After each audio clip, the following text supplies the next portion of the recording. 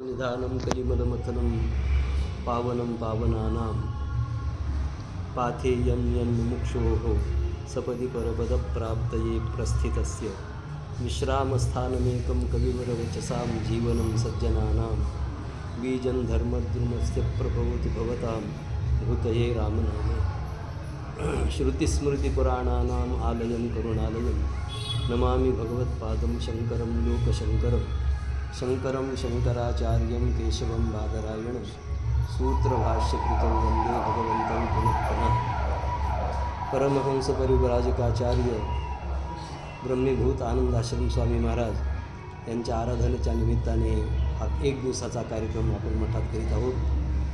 24 वर्ष नाही ऐकायला तिकडून येऊ का? यांच्या मार्गदर्शनाने आपण ही आराधना करतो. गुरुजींचं मार्गदर्शन यासाठी शास्त्रीय शुद्ध स्वरूपाची आराधना कशा प्रकारे करायला पाहिजे. माझ्या माहितीप्रमाणे ही जी आराधना होते गुरुजींच्या मार्गदर्शनाखाली अशी क्वचितच भारतात घडत असेल. अशा प्रकारची आराधना गुरुजींच्या मार्गदर्शनाने आपण करीत आहोत आणि त्यासाठी आपल्याला बऱ्याच जागा बदलाव्या लागल्या. सुरुवात इथंच केली आपण. मासिक आराधना वेगवेगळ्या ठिकाणी केल्या. काही वर्ष आमच्या जागेत आराधना केली. आता पुढच्या वर्षी आपल्याला स्वामींच्या स्मारकातच आराधना करायची आहे असं मागेच आमचं ठरलेलं आहे. हे आळंदी क्षेत्राचं वर्णन करीत असताना आळंदी हे गाव पुण्यभूमी ठाव दैवताचे नाव सिद्धेश्वर असं वर्णन नामदेव महाराज करतात. भगवान शंकराचं नाव इथं सिद्धेश्वर आहे आणि ते पुढे खुलासा करतात 84 सिद्धांचा सिद्ध बेटी मेळा तो सुख सोहळा स्वर्गी नाही असं वर्णन करतात. सिद्धांचे स्वामी असलेले भगवान सिद्धेश्वर या ठिकाणी आहेत आणि त्या सिद्धभूमीमध्ये संत सम्राट श्री ज्ञानेश्वर महाराजांची संजीवन समाधी आहे. आपल्याला सगळ्यांना माहितीच आहे. थोडक्यात ही भूमी सिद्ध महात्म्यांची भूमी आहे. ज्ञानेश्वर महाराजांच्यापासून म्हणजे भगवान शंकर तर आदिगुरू आहेतच, शंकर आहेतच, ते सिद्धांचे स्वामी आहेतच. पण ज्ञानेश्वर महाराजांचा हा समाधी सोहळा झाल्यानंतर आजपर्यंत या ठिकाणी किती सिद्ध महात्मे येऊन गेले असतील आणि किती सिद्ध महात्म्यांचं वास्तव्य या गावात झालं असेल याचं मोजमाप आपल्याला करता येणार नाही. किंबहुना वारकरी संप्रदायातले सर्वच सिद्ध महात्मे ज्ञानेश्वर महाराजांच्या सोहळ्याला प्रतिवर्षी धावत येतात असं वर्णन केलेलं आहे. निळा म्हणे जाणवणी संत येती धावत प्रतिवर्षी. सिद्ध महात्मे या ठिकाणी येतात. या आळंदी नगरीचा कायापालट करणारे सिद्ध महात्मे आहेत नरसिंह सरस्वती स्वामी महाराज. या गावात त्यांनी खूप असं चांगलं काम केलं. आपल्या वारकरी संप्रदायात प्रसिद्ध असलेले स्वानंद सुखनिवासी जोग महाराज यांनी वारकरी शिक्षण संस्थेची स्थापना करून वारकरी संप्रदायाचा आणि या सिद्धभूमीचा कायापालट करण्याचंच काम केलेलं आहे. त्यांच्यानंतर साखरे महाराजांनी संस्था स्थापन केली. त्यांनी हे काम केलं. तर अशा मला वाटतं स्वानंद सुखनिवासी जोग महाराजांच्या संस्थेमध्ये जे महात्मे तयार झाले, बंकट स्वामी महाराजांच्या सारखे महात्मे, सगळ्यांचे नाव आपल्याला घ्यायला वेळ नाही. आणि आजपर्यंत त्यांचा वारसा चालवणारे आपले कुरेकर बाबा, शांती ब्रह्म कुरेकर बाबा हे सांगतात, काकांच्या शब्दात सांगतो, सिद्ध महात्म्याला ओळखण्यासाठी सिद्ध महात्माच पाहिजे. तुकाराम महाराज म्हणतात भक्तांचा महिमा भक्ताची जाणती. त्याप्रमाणे महाराज आम्हाला नेहमी सांगतात आम्ही स्वामींना ओळखलं होतं म्हणतात. स्वामींच्या दर्शन ते म्हणतात की एखाद्या वेळी माऊलीचं दर्शन काही कारणाने झालं नाही तरी चालेल, पण स्वामींचं दर्शन रोज. आत्ताच त्यांनी सांगितलं तुम्हाला सगळ्यांना ऐकायला आलं नाही. सासवडला पालखी सोहळा गेला होता एकादशीला आणि महाराज त्या दिवशी म्हणतात फक्त त्या दिवशी दर्शन चुकलं स्वामींचं. का चुकलं? उशीर झाला म्हणाले, आता कुठं जायचं, झोपले असतील म्हणून गेलो नाही आणि लगेच निरोप आला स्वामींनी देह ठेवला म्हणून.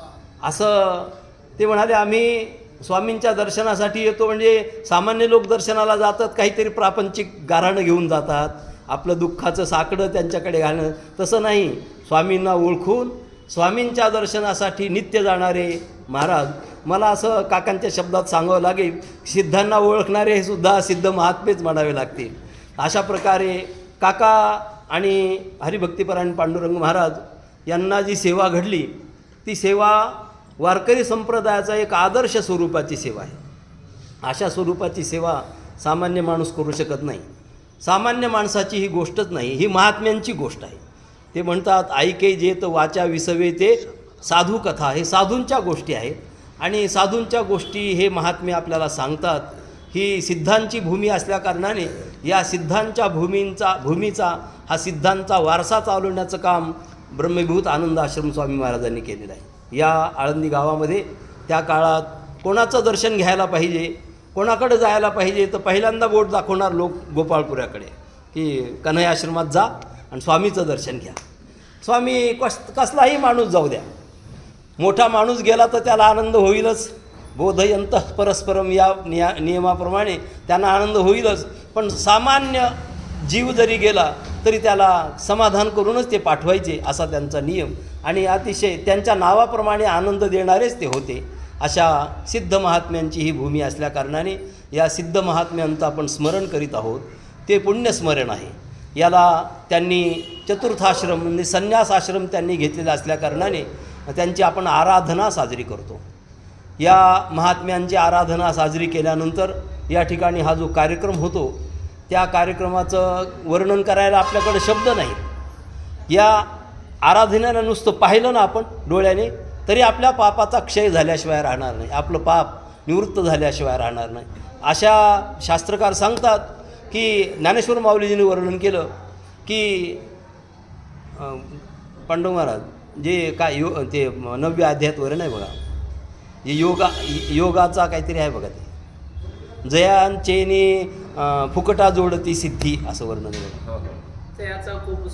नाही काळा नाही ते सूर्यवती जवळ म्हणा, मंत्रविद्येशी माहेर ब्राह्मण जे नाही दयाते प्रसादी फुकटा जोडती सिद्धी. आम्हाला जे वेदाची वज्रांगी जयाचेनी दिठीची या उत्संगी मंगळवाढे. सुरुवात सांगा. वर्णामादी शत्रचा पुढे बरं जाऊया. तर हे ज्ञानेश्वर महाराजांनी वर्णन केले ब्राह्मणांचं की वेदाला वज्रकवच अशा प्रकारचे ब्राह्मण आहेत, ज्यांच्यामुळे शास्त्राप्रमाणे चालतात आणि ज्यांची मंगलमय अशा प्रकारची दृष्टी पडल्यानंतर काल आपलं कल्याण होतं असं ज्ञानेश्वर महाराज सांगतात. जयाची या दिठीचे नि उत्संगे मंगळवाढे. हां बघा त्यांनी काढलं, सर्च केलं त्याने. जे अखंड वशी जे यागी, जे वेदांची वज्रांगी, जयांचे नि दिठीचे या उत्संगी मंगळवाढे, असं वर्णन ज्ञानेश्वर महाराजांनी केलं. शास्त्रकार हेच वर्णन करतात.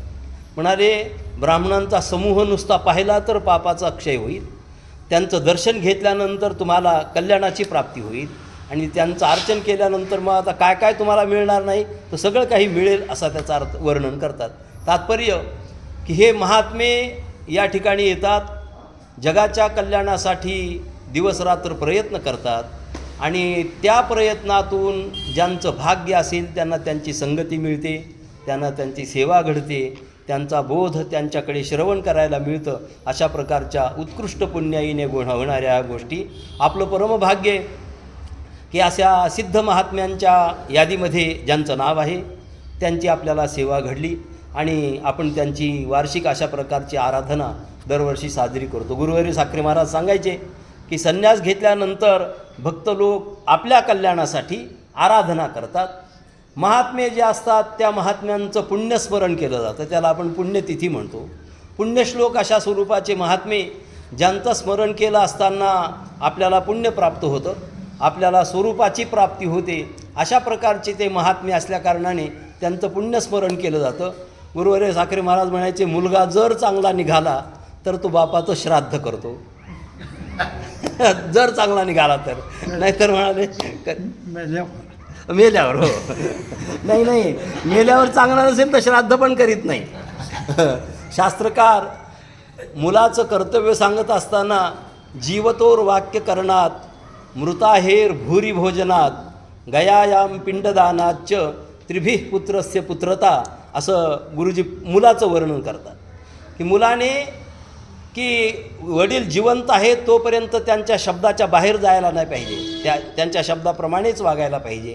ज्या दिवशी त्यांचा देह पडला त्या दिवशी भरपूर अन्नदान करायला पाहिजे आणि गयेला जाऊन श्राद्ध करायला पाहिजे. आणि नंतर गयेहून आल्यानंतरही प्रतिवर्षी ज्या तिथीला देह ठेवला त्या तिथीला भरपूर अन्नदान करायला पाहिजे आणि पितृपक्षातही श्राद्ध करायला पाहिजे असं शास्त्रकार सांगतात. गुरुवर्य झाकीर महाराज विनोदाने म्हणायचे जर चांगला निघाला तर असं.